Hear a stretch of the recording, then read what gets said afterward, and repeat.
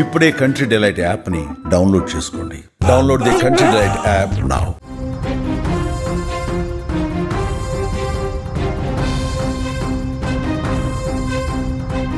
రంగారెడ్డి జిల్లా మిర్జాగూడ దగ్గర జరిగినటువంటి ఘోర బస్సు ప్రమాదానికి కారణమైనటువంటి ఆ టిప్పర్ లారీ డ్రైవర్ని పోలీసులు గుర్తించారు. అతడు మహారాష్ట్రకి సంబంధించినటువంటి వ్యక్తిగా గుర్తించారు. అతని పేరు ఆకాష్ కాంబ్లేగా గుర్తించారు పోలీసులు. ఆకాష్ కాంబ్లే మహబూబ్ నగర్ జిల్లాకు చెందిన లక్ష్మణ్ నాయక్ దగ్గర పనిచేస్తున్నట్టుగా తెలుస్తోంది. విజువల్స్లో మీరు చూస్తున్నారు, స్క్రీన్ మీద చూస్తూ ఉన్నారు. ఆ టిప్పర్ డ్రైవర్ ఆకాష్ కాంబ్లే ఫోటోని మీరు చూస్తూ ఉన్నారు.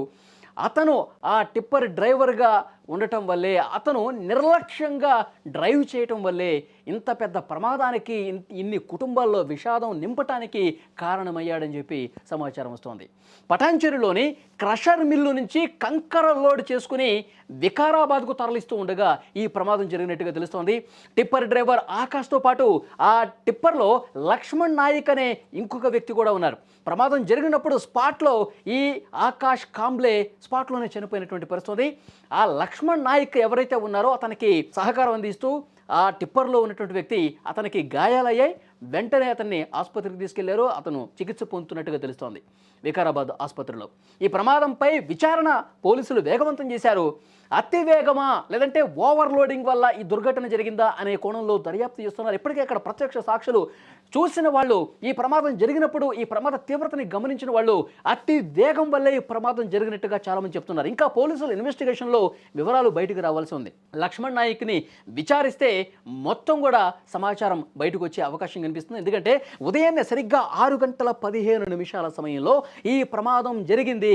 అతి వేగంగా రావటం వల్లే జరిగిందని చెప్పి ఒక సమాచారం వస్తుంది.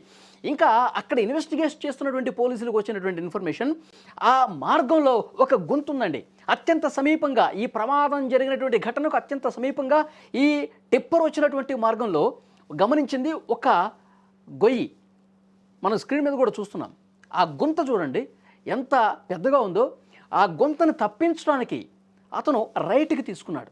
రైట్కి తీసుకున్న క్రమంలో మెల్లగా తీసుకొని కొద్దిగా అట్లా చూసుకొని పోనిస్తే ప్రమాదం జరిగి ఉండేది కాదని చెప్పి ఇన్వెస్టిగేషన్లో బయటకు వస్తున్న విషయం.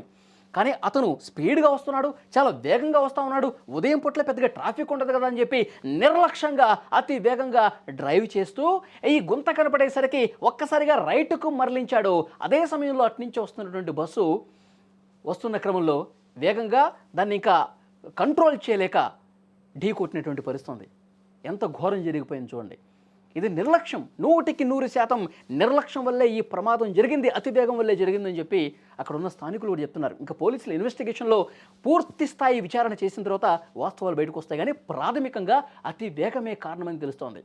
19 మంది చనిపోయారండి. ఎన్నో కుటుంబాల్లో తమ బిడ్డల్ని కోల్పోయి, తల్లుల్ని కోల్పోయి, భార్యాభర్తలు కూడా చనిపోయి ఎంత ఘోర విషాదం జరిగింది చూడండి. నిర్లక్ష్యం, అతి వేగం. మనకి ట్రాఫిక్ అధికారులు ఎప్పటికప్పుడు ఎడ్యుకేట్ చేస్తూ ఉంటారు, అవగాహన కార్యక్రమాలు చేస్తూ ఉంటారు. Speed thrills but kills. వేగం అనేది థ్రిల్ ఇస్తుంది కావచ్చు ఆ క్షణానికి, కానీ అనుకోని ప్రమాదం జరిగితే ప్రాణాలే పోతాయి. ఈ ఆకాష్ కాంబ్లే డ్రైవర్ ఇతను చనిపోవడమే కాకుండా బస్సు డ్రైవర్ని చంపాడు. వెనకాల కూర్చున్న సీట్లలో కూర్చున్న ఎన్నో కుటుంబాలను కూడా శోకంలో ముంచేసిన పరిస్థితి ఉంది. సో డెఫినెట్గా మళ్ళీ ఆ ప్రాంతాల్లో అక్కడ స్థానికులు చెప్తున్నారు చాలా వేగంగా పెద్ద పెద్ద వెహికల్స్ వస్తూ ఉంటాయంట. ఈ పెద్ద పెద్ద టిప్పర్లు ఈ జీహెచ్ఎంసీ పరిధిలో ఓన్లీ రాత్రి సమయంలో మాత్రమే వాళ్ళకి అవకాశం ఉంది ప్రయాణం చేయడానికి. ఈ టిప్పర్లు, పెద్ద పెద్ద లారీలు, పెద్ద పెద్ద వెహికల్స్ నడిపించడానికి. కానీ ఈ ప్రాంతంలో హైదరాబాద్కి అత్యంత సమీపంగా ఉన్నటువంటి ఈ ఏరియాలో మాత్రం 24/7 ఉదయం లేదు, మధ్యాహ్నం లేదు, రాత్రి లేదు, వేగంగా పోతానే ఉంటే ప్రమాదానికి కారణమవుతున్నాయి. సో దీనికి సొల్యూషన్ కనిపెట్టాల్సినటువంటి అవసరం ఉంది. వేగంగా పోతున్న వాళ్ళని, ఇలాంటి డ్రైవర్లు కాదు, యజమానులు కూడా, ఈ లారీల యజమానుల్ని, టిప్పర్ల యజమానుల్ని, పెద్ద పెద్ద వెహికల్స్ యజమానుల్ని, వాళ్ళందరినీ కూడా అవగాహన కల్పించాల్సిన అవసరం ఉంది. వేగంగా పోతే చాలా కఠినంగా వ్యవహరిస్తామని చెప్పాల్సింది. అప్పుడు మాత్రమే ఈ ప్రమాదాలు ఆగే పరిస్థితుంది.